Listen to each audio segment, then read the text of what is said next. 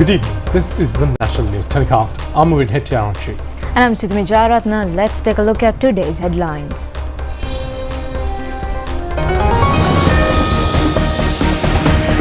An increase of 1.6% in Grade 5 scholarship results compared to 2024, says the Department of Examination. The topper this year is from Sri Devananda Vidyalaya, Ambalangoda. A new circular guidance for admission of students to schools from Grade 2 to Grade 11, except Grade 5 and 6. The Viyatpura housing allowance for 29 parliamentarians taken off. Deals of criminal gangs with politicians revealed. Monetary assistance from the President's Fund for Children of migrant workers facing hardships abroad. Child cancer can be completely cured if identified during the first stage. US President Donald Trump appeals in the Supreme Court.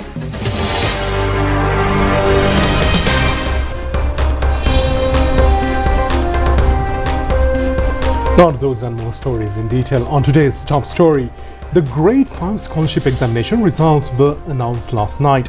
According to the results, Shanudhi Amaya Ashwini, a student of Sri Devananda Vidyalaya, Ambalangoda, has become the top scorer. She scored 198 marks, and the Department of Examination says that the result recorded an increase of 1.06% increase compared to last year. 303,670 students had applied for this year's Grade 5 scholarship examination, which was held on the 10th of August. Out of them, 51,969 students had exceeded the cut-off limit. It is 17.11% and also an increase of 1.06% compared to last year, according to the Department of Examination. As per the results, the cut-off mark is 140 in the Sinhala medium in a number of districts. It includes Colombo, Gampaha, Kalutara, Kandy, Matale, Galle, Matara, Kurunegala and Kegol districts. The maximum cut-off limit in Tamil medium is 134 marks. Commissioner General of Examination AKS Indika Kumari Liyanage pointed out that this has been the first time the results to be released in a short period of time. 20,000 scholarships will be awarded as per the results of this year. 258 scholarships will be awarded to the children with special needs. Whatever marks obtained by the children is very important to them, and the effort taken by the child has to be appreciated. According to the results of the Grade 5 scholarship examination, Shanudhi Amaya Ashwini, a student of Sri Devananda Vidyalaya Ambalangoda, has become the topper in the island, scoring 198 marks. The Grade 5 scholarship examination results can be obtained from www.donets.lk or www.results.exams.gov.lk, the official website of the Department of Examination. The department also informs that the result sheet of the concerned school can be downloaded from today using the username and passwords provided to the principals. 20,000 scholarships will be awarded as per the results of this year. 258 scholarships will be awarded to the children with special needs. The date for recorrection of results will be notified later, according to the Department of Examination. The Cabinet of Ministers has decided to remove the concessions provided to purchase houses for parliamentarians granted by the previous government from the Viyatpura housing project. This has been revealed during an announcement of cabinet decisions held today at the Department of Government Information. The previous government had decided to provide 101 houses under lease basis from Viyatpura Housing Complex, which belongs to the Urban Development Authority. For these are parliamentarians whose residences were damaged during the disturbances which occurred in 2022. Later, those parliamentarians had requested government about purchasing the concerned houses under a concessionary process, and it was decided to provide the houses for parliamentarians to a price at less than minimum price told to the general public. The cabinet of previous government provided the houses under interest rate of 10% by initially levying 25% of the value of the house and the rest to be completed within a span of 15 years. Accordingly, 29 parliamentarians had deposited 25% of the money for the purchasing of the house last year. It has been mentioned during the cabinet meeting held today that the Urban Development Authority accorded lists of exceeding 92 million rupees through this. It has also been decided to immediately abolish the Constitution Parade and, in the case of 29 parliaments, agree to provide them opportunity where they can purchase the houses as per the majority implemented for the general public. The cabinet has made the proposal in this regard. Cabinet spokesman Minister Dr. Nalin Jayatissa said the cabinet decision taken during the former President Ranil Wickremesinghe have been abolished. Those parliamentarians can follow the same methodology applicable to the general public in purchasing the house. The Criminal Investigation Department is carrying out the investigation at present according to the verifying whether the concerned parliamentarians have received houses so far, stating their houses were damaged. It also be ascertained whether they have received the houses at another place or not. The minister also replied to criticism appearing in certain social media networks concerning pharmaceuticals. Cabinet spokesman said that the National Medicine Regulatory Authority will examine complaints completely or partially regarding during the usage of certain medicine during the certain medicine will be removed in case of investigations confirm that minor danger has occurred due to the use of the medicine. Pharmaceutical Telemedicine, which was produced earlier, has been recorded complications at few places while using it, and a batch of the particular medicine has been temporarily stopped. In reply to a question raised by media personnel, the minister said that the government has to face problem not receiving pharmaceutical due to non-awareness of tender properly. The minister also stated that the implementation of rule regarding underworld dons. The cabinet spokesman said that the repatriation of 5 underworld leaders and the organized criminals has not been an easy task. Sometimes Namal Rajapaksa might have been referred to the incident as a minor issue, but he might not be in the knowledge of more crimes. Accordingly, the information revealing during the questioning, the officials connected with the crimes will be revealed. Law will be implemented to the letter against them. An effort was taken to use the media identity card in committing certain killings. The government has to ascertain whether the identity of certain persons since the underworld activities had spread to many places.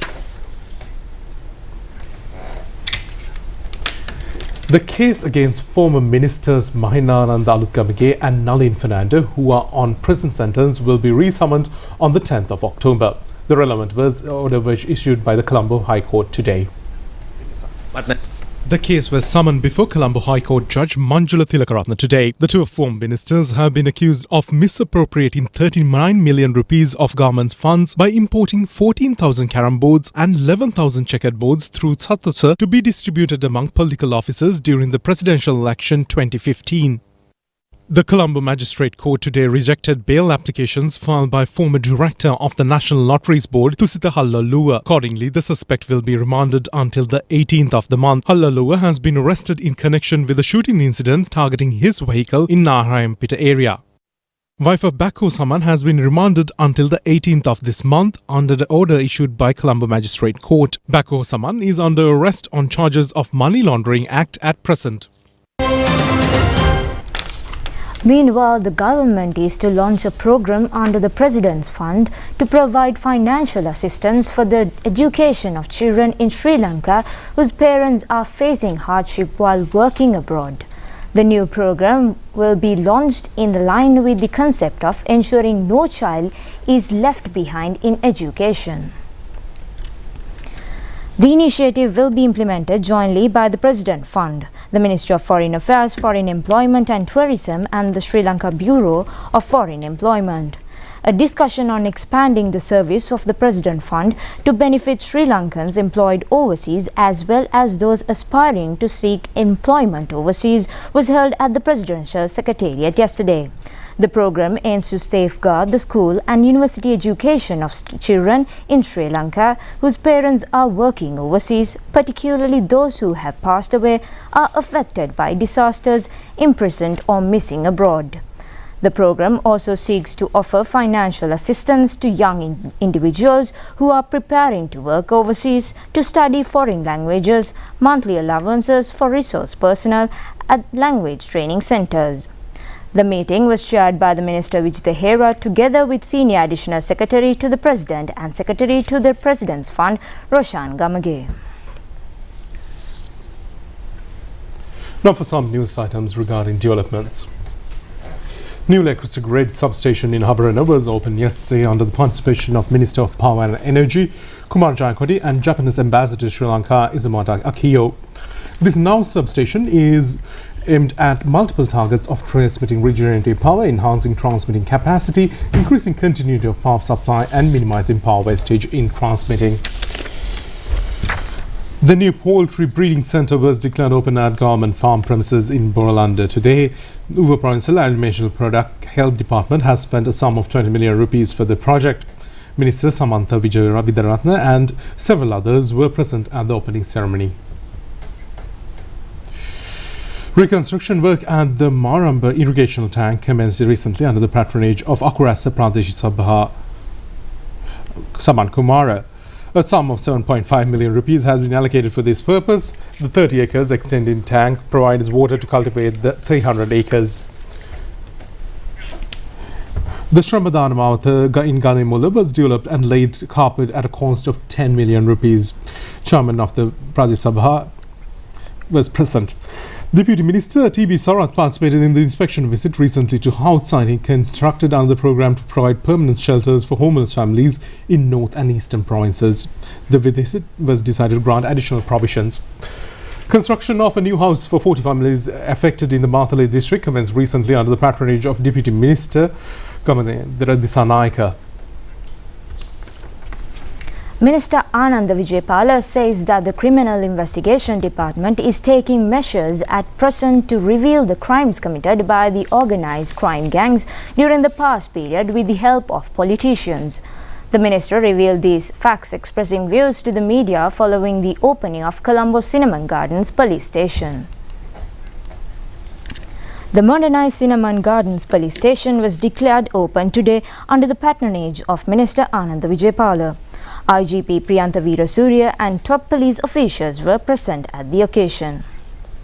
Minister Ananda Vijaypala said that the arrested underworld criminals are revealing some information at present regarding numerous crimes committed in relation with certain politicians during the past period of 2 to 3 decades. Some politicians have supported and facilitated the underworld criminal activities. Since these criminal incidents should be properly and deeply investigated, the CID is conducting them at present.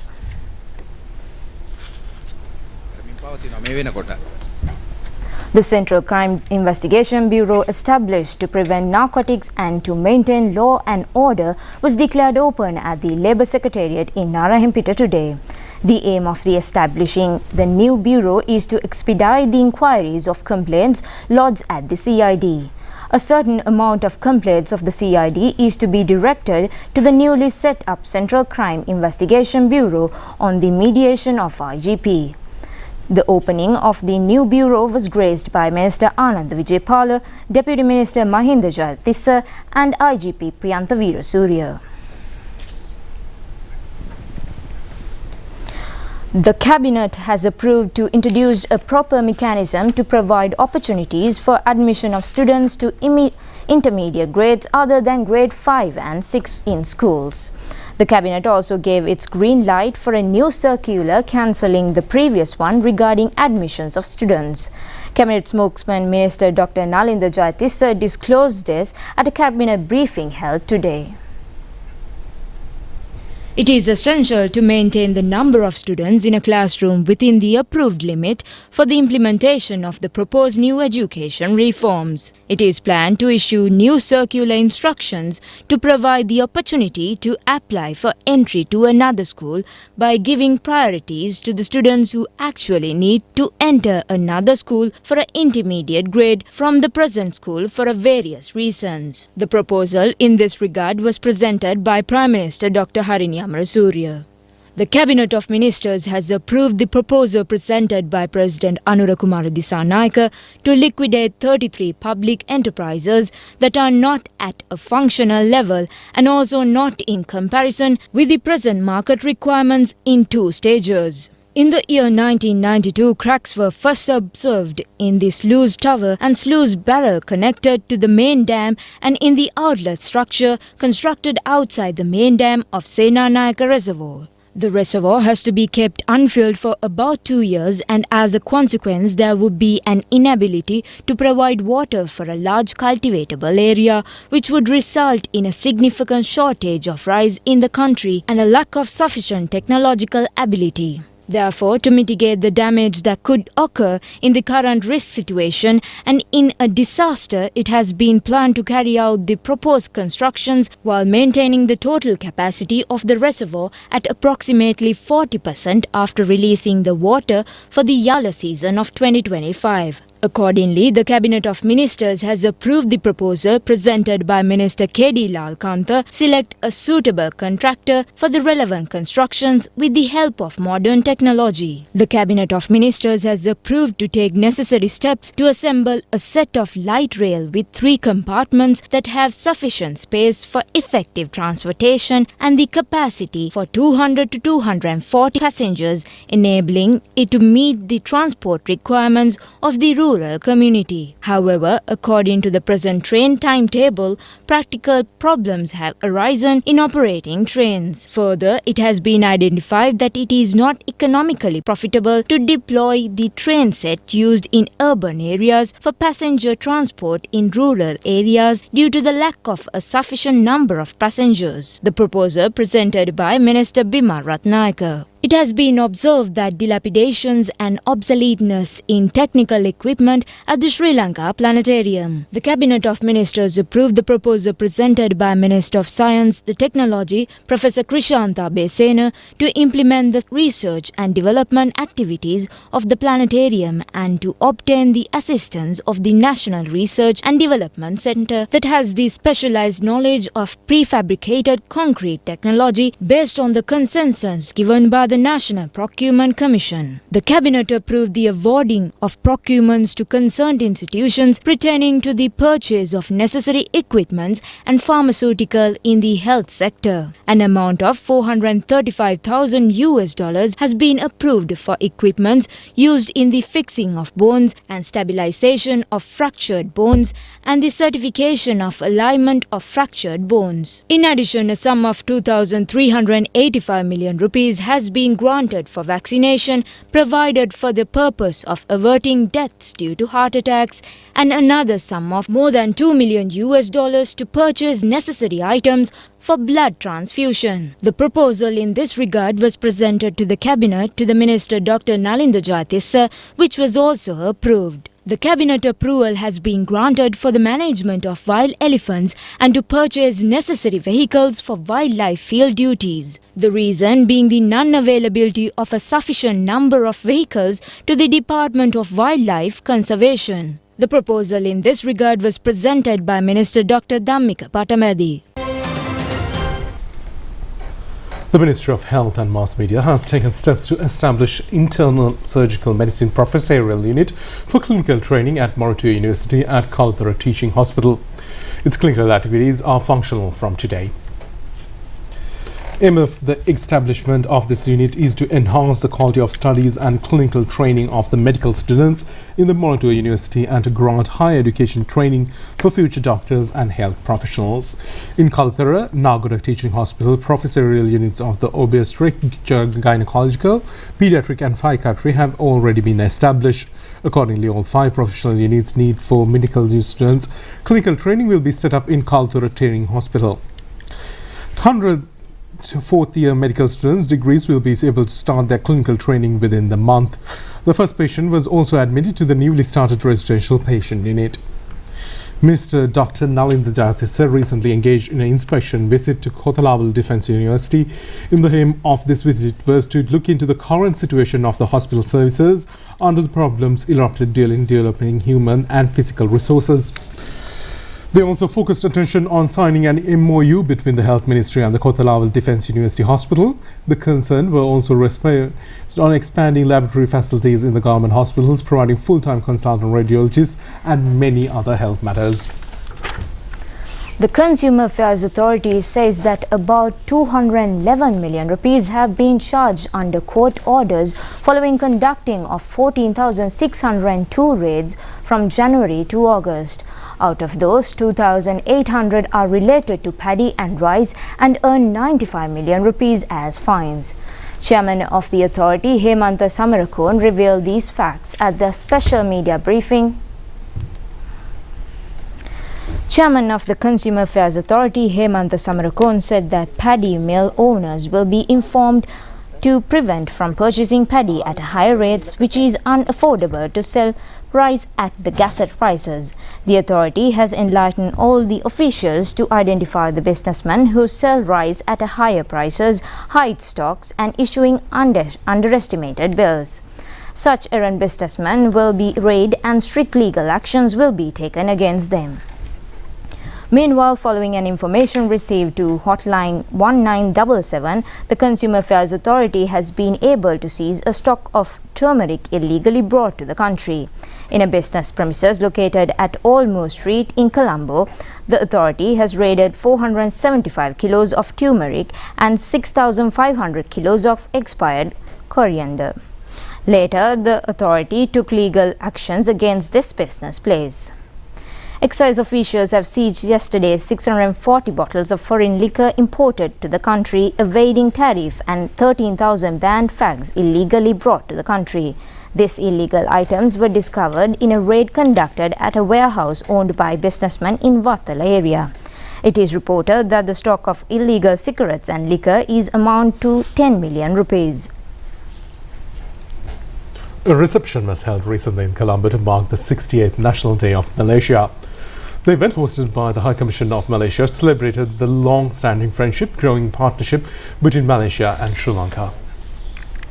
The ceremony was graced by the chief guest Dr. Upali Pannilage, Minister of Rural Development, Social Security and Community Empowerment, and received by the High Commissioner of Malaysia to Sri Lanka, Badli Hisham Adam. The reception showcased the deep cultural ties, people-to-people connectivity, and the shared commitment to strengthen bilateral, economic and diplomatic relations. The occasion brought together diplomats, officials and other dignitaries, reflecting the mutual respect and cooperation between the two nations.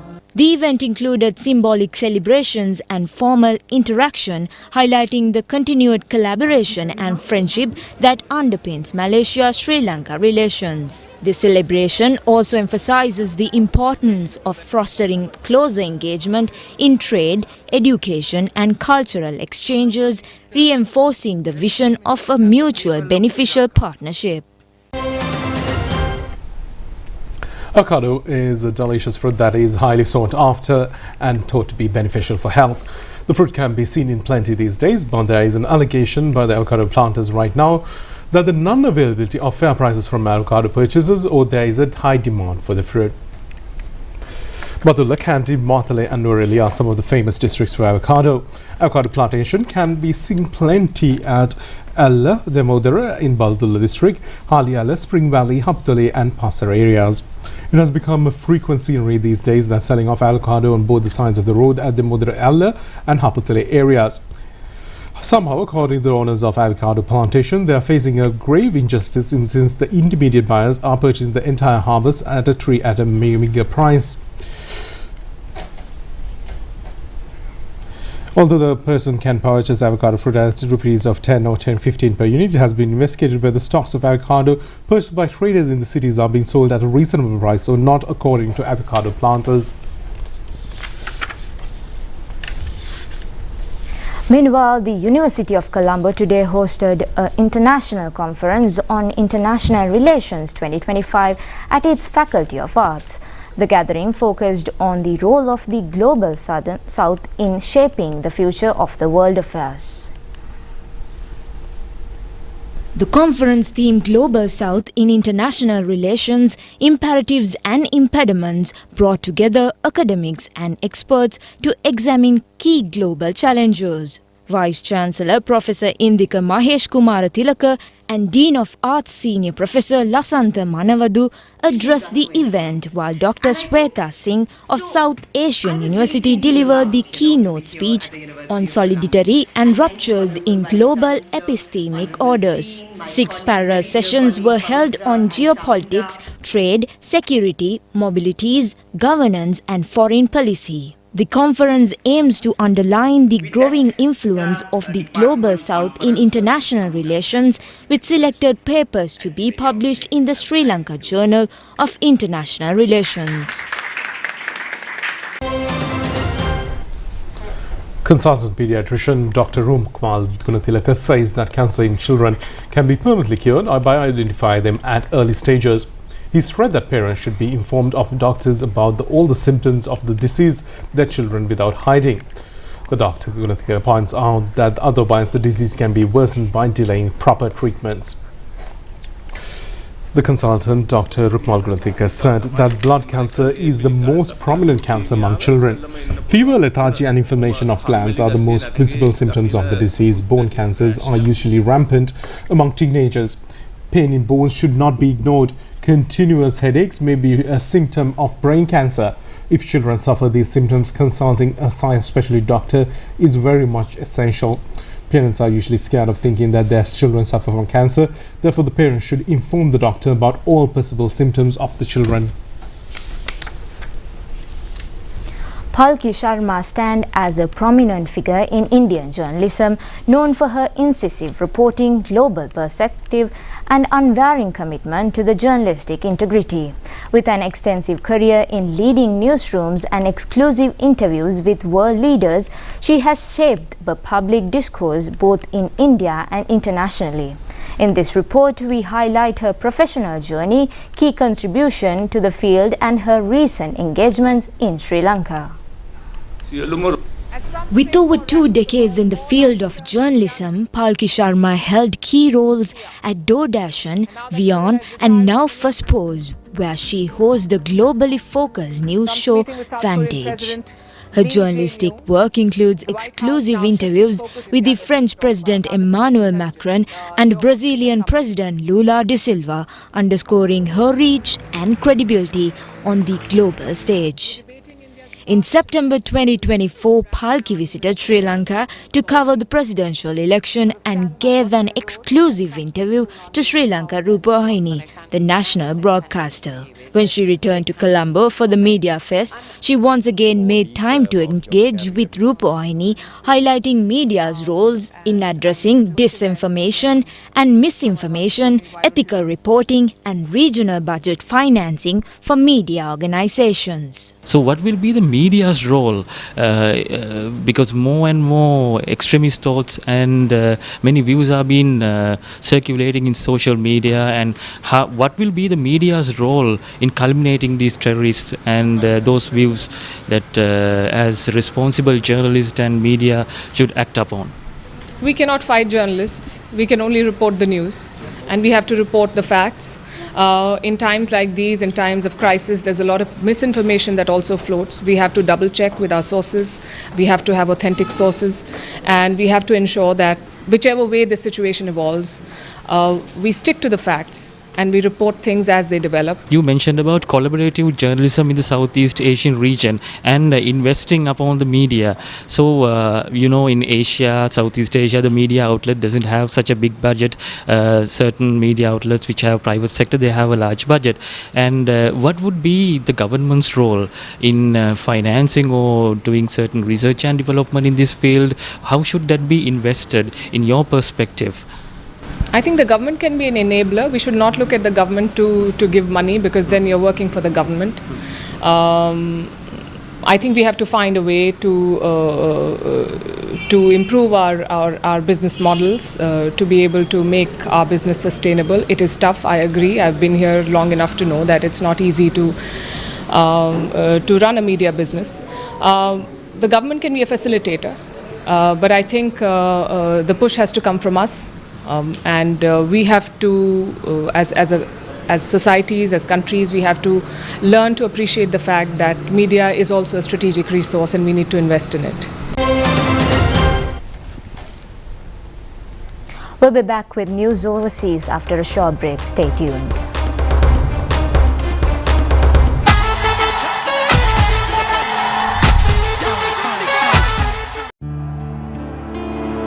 என் அண்ணா தான் என்ன பள்ளிக்கூடத்துக்கு கூட்டிட்டு போனாரு.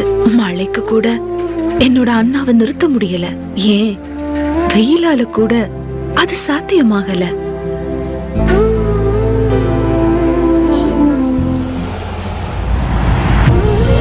தங்கத்தை விட நீங்க தான் அண்ணா எனக்கு பெருமதியானவர். உங்கள் தேவைக்கான அதிகபட்ச உதவி. கமர்ஷியல் கிரெடிட் ரன் பொன்னான வாழ்க்கைக்காக.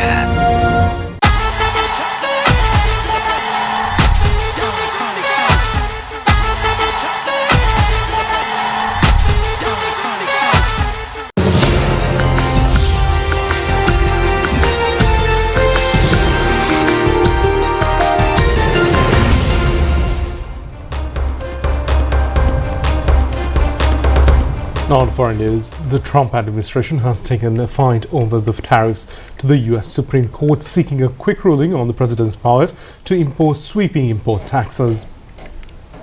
Officials said the government asked the justices to overturn a lower court decision that declared most of the President Trump's tariffs unlawful use of emergency powers. Solicitor General D. John Sauer noted that the decision created uncertainty on ongoing foreign trade negotiations and warned that the stakes could not be higher. However, small business representatives argued that the tariffs were inflicting serious harm and threatening their survival. They emphasized the need for a prompt resolution. After already winning twice in the lower courts, the case centers on whether the 1977 International Emergency Economic Powers Act allows the president to impose tariffs without the congressional approval. While the Constitution gives Congress the authority to set taxes, experts said decades of delegation have expanded the presidential powers. Authorities in Portugal have confirmed that at least 17 people lost their lives in a tragic railway accident in Lisbon. The incident occurred when a historic nuclear car derailed on a steep slope and crashed into a nearby building. The officials reported that the victims included both local and foreign nationals, while several others were injured and taken to hospitals for treatment. Emergency crews rushed to the scene with dozens of vehicles and personnel, but some of the injured later succumbed to their wounds. Investigators said that the cause of the derailment is still under review, though early findings suggest a possible mechanical failure involving a cable. The Portuguese president and prime minister have expressed their condolences, and the mayor of Lisbon declared a day of mourning, describing it as a tragic day for the city. The funicular, which has been operating since the late 19th century, is an important part of Lisbon's transport system, and the accident has now raised fresh concerns over the safety of historic public transport lines. The newest panda cubs born this year at the Chengdu research base of giant panda breeding in China have made their first public appearance, bringing joy to visitors and animal lovers around the world. In newly released footage, the playful cubs were seen at the Moonlight Delivery House and the Star Panda Nursery, where their lively interaction with breeders and adorable antics quickly won hearts. The Chengdu research base, located in Sichuan province, is recognized as a global leader in giant panda conservation, breeding and research. It is also a popular destination for millions of visitors eager to see China's iconic black and white bears up close. As a model project for wildlife protection, the base also safeguards red pandas and other endangered species unique to China. Experts say the debut of these cubs is not only a joyful moment but also a powerful reminder of the importance of conservation and the hope carried in every new life.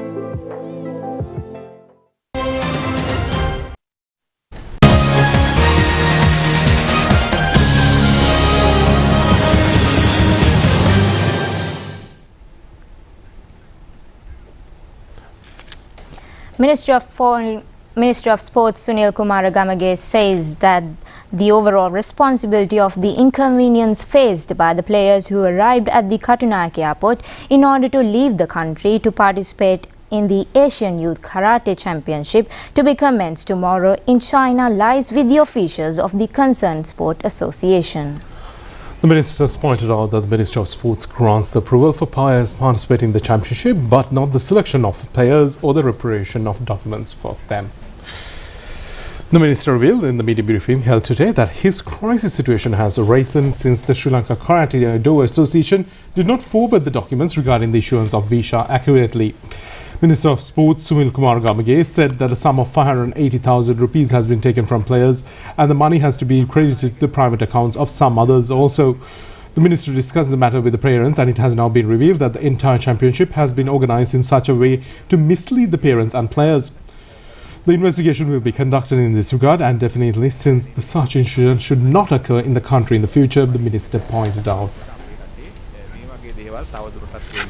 That's it for tonight's English News telecast. Thank you for joining us. Good night. Good night.